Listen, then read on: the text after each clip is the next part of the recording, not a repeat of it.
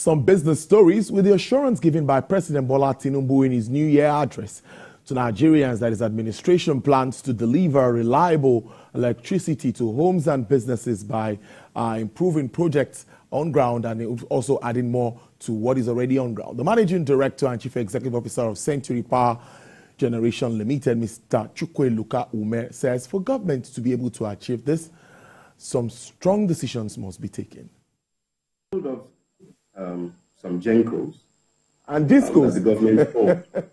No, let me start from the GENCOs. Okay, go ahead. But you know that the government still owns about 10 GENCOs under NDPHC, which is, I don't care what anybody tells you, it's still a government-owned entity overseen by the Vice President. And now we're talking about building more GENCOs, the government building more GENCOs. So the government is really competing with the private sector. Now, discos, you sold off 60% of the discos to private companies, and government retained 40%.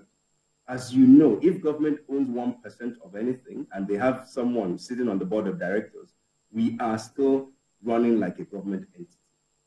Out of the 11 discos that have sold, what have you seen? 4 of those discos have failed and have been taken over by the banks.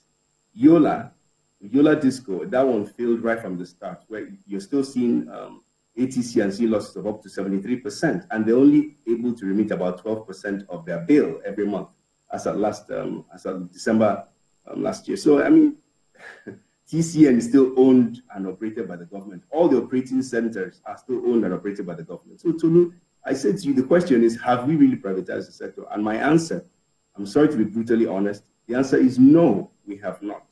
So we're still running around in circles, doing the same thing, which is nothing.